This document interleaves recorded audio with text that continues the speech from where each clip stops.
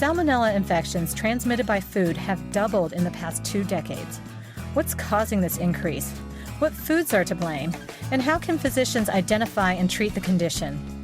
You're listening to ReachMD XM 157, the channel for medical professionals. Welcome to the Clinicians Roundtable. I'm your host, Dr. Jennifer Hsu, a practicing general pediatrician and author. Our guest is Ian Williams, PhD, Chief of the Centers for Disease Control and Prevention's OutbreakNet, a network of epidemiologists and other public health officials who investigate foodborne outbreaks and other enteric illnesses. Welcome, Dr. Williams. Thank you. Today we're discussing Salmonella infections. Could you please talk a little bit about Salmonella in general, as well as which strains might be most likely to cause foodborne illness? Yeah, thank you very much. And I want to make it clear that there's sort of two general types of Salmonella infection. There's typhoidal Salmonella and there's non-typhoidal Salmonella. And at least in the United States, the majority of what we're seeing is non-typhoidal Salmonella. And the way to keep this straight is the typhoidal Salmonella is when we think of typhoid Mary, the chronic carrier strain who goes on asymptomatically and infects lots and lots of people. That's rarely seen endemically in the United States. When we see it, it's almost always in a traveler who's returning from the developing world where we still see typhoidal Salmonella. And the reason is typhoidal Salmonella is mostly associated with bad sanitation and human-human transmission. So it's associated with fecal human waste for the most part. And due to increases in sanitation in the United States over the last 50 or 100 years, we see very, very little typhoidal Salmonella. Among non-typhoidal Salmonella, there are over 2,000 different serotypes that can cause illness. And one of the important points when we see non-typhoidal Salmonella is to determine which serotype might be associated with illness, because different serotypes have different characteristics and different host species which they're associated with. Now, focusing on the non-typhoidal Salmonella, how common is it in the U.S. compared with worldwide? Every year in the United States, we see about 76 million Americans, or 1 in 4 Americans, gets a foodborne illness. And the bulk of these, about 80% of these, are likely associated with Salmonella. It's the most common foodborne pathogen we typically see in the United States. Now, why might it be that these Salmonella foodborne infections are increasing? I think it's two things are going on. One is they're being more increasingly recognized. By that, I mean that physicians are actually doing a much better job of when patients get identified with severe diarrhea or bloody diarrhea, they're actually being cultured and confirmed because laboratory testing is better and more reliable than it's ever been before. The other reason, I think, is actually a true increase in the number of cases due to the changes in our food supply globally. Historically, most of our food came from very close to where it was eaten from. It was raised locally in the farm around the corner within the state. Today, we're seeing foods coming from all over the world. The food can be in a foreign country 5,000 miles away and on your table 3 days later. Now, Salmonella St. Paul has been identified in an outbreak, the largest in the last decade. How common is this particular strain? This is actually a very, very rare strain in the United States. Overall, we saw about 400 people with Salmonella St. Paul in the United States last year. One of the things we do with Salmonella infections is we not only look at the serotype, we actually go further and do PFGE, or pulse field gel electrophoresis, which is essentially the fingerprint of that bacterial isolate. In the Salmonella St. Paul outbreak, we've done that. We typically only see about 25 of the Salmonella St. Paul fingerprint every year in the United States. And as of today, we've seen more than 1,000 of these in about a 2-month period. So clearly an outbreak is going on. Now, with the foodborne Salmonella, are there certain types of food that are more likely to transmit the illness, and why might these foods be more likely to do this? It's really a combination of two things. One, as I mentioned earlier, that Salmonella has different host species and host ranges. We find certain types of Salmonella in certain species, and some of it has to do with the origins of Salmonella. Salmonella bacteria have been around for thousands and thousands of years and co-evolved with animal species. So certain types of Salmonella we find commonly, say, in chicken or in eggs, like Salmonella enteritidis or typhimurium.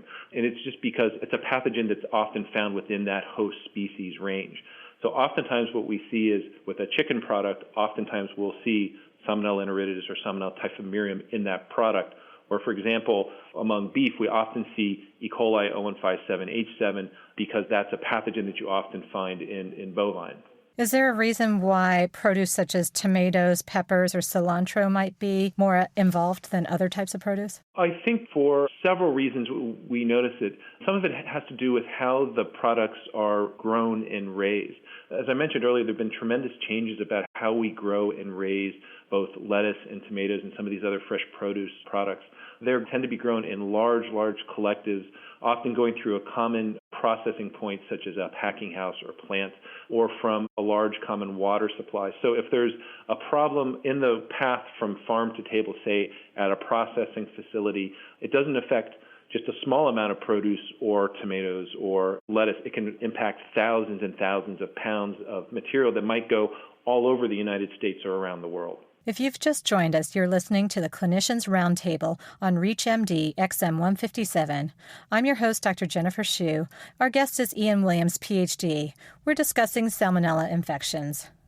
Once a physician sees a patient in their office, when might they suspect that there's a salmonella foodborne infection going on? I think the first clue is if the patient presents with severe diarrhea or bloody diarrhea. That's always sort of the tip-off, and we always encourage physicians to perform cultures of these to try to determine what the etiologic agent might be. And once they do identify, to please report these promptly to their state or local health department, because again, this is the process of us tying together potential outbreaks and identifying when we see a cluster of cases, 2 or more cases, we can launch an investigation to determine what they might have common and if it might be a food vehicle. So once this has been diagnosed by culture, what would the next step be? Is it important to treat patients who test positive for salmonella?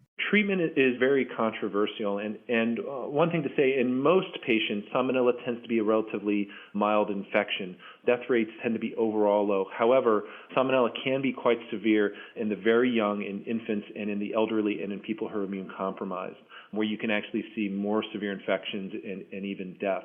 There's quite a bit of controversy of whether treating with antibiotics is appropriate or not and when it's appropriate, and it's really up to the individual clinician's judgment based on the status of the patient he's seeing in front of him, whether to make that decision to treat or not. If the decision is made to treat, is it important to document a negative culture following the treatment? For certain groups of people, it really is. The group that's most especially important is the food handler, people who are preparing foods in home or in a restaurant. People can be asymptomatic and still spread salmonella and can be potentially infectious for a number of weeks after their apparent resolution. So we always recommend, especially for people who are commercial food handling, that they have a documented negative culture before they go back to work and prepare the food you might eat at your local restaurant. Now, as far as preventing further spread, you mentioned the food handlers.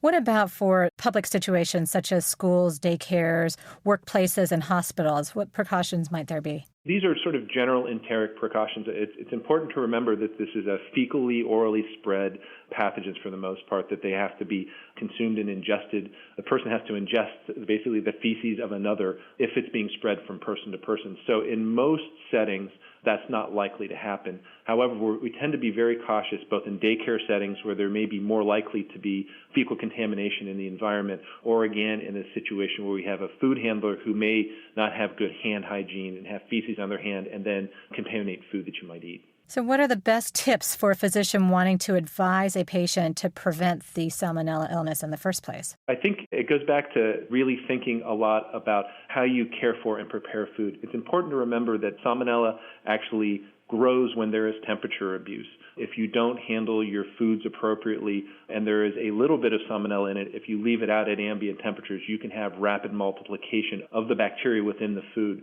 So a lot of it boils down to good food preparation, avoiding cross-contamination, simple things like making sure if you're cutting chicken on a cutting board that it's cleaned appropriately before you actually cut a fresh fruit or vegetable that's going to be eaten raw. It's also very important to point out that salmonella is actually very easily killed with appropriate cooking.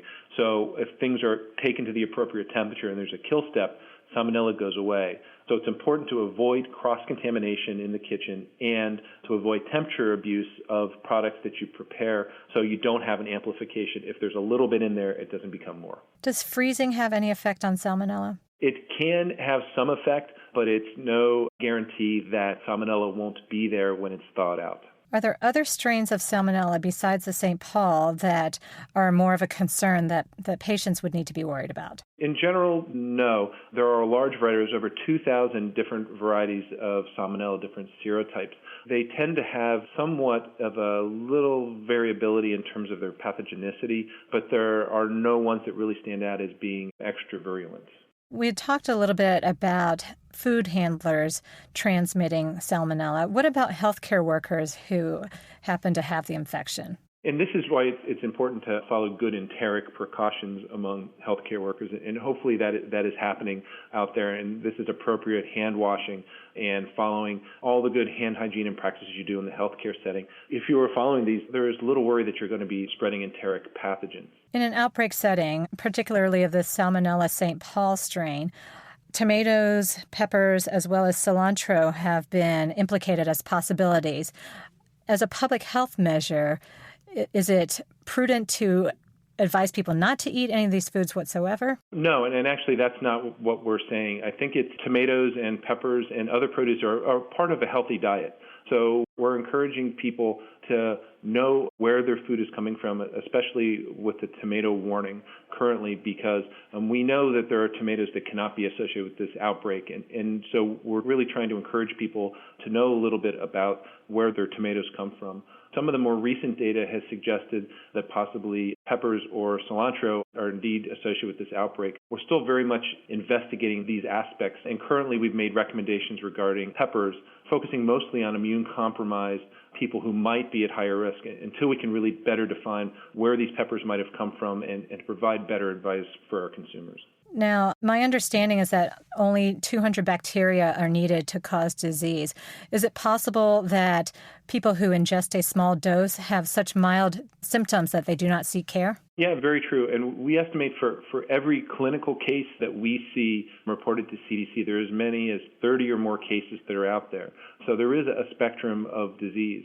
And oftentimes in outbreaks, we see the most vulnerable populations, the very old, the very young, the immune-compromised, because they're the people who actually come seek care, or people with bloody diarrhea who are severely ill. Those are the ones we see. So we typically see just the tip of the iceberg. And what kind of public health impact is there knowing that there are patients who aren't being evaluated? It's very important for us to keep that in the back of our mind as we're investigating these outbreaks and looking to take action, especially if we suspect a food vehicle, because even though an outbreak may only report of having 1,000 people, like in this outbreak, this likely means there's many thousands of other people out there who are getting ill who are not being reported into our system. So we really take this into consideration when really thinking about moving quickly to take action when appropriate. I'd like to thank our guest, Dr. Ian Williams. We've been discussing Salmonella infections.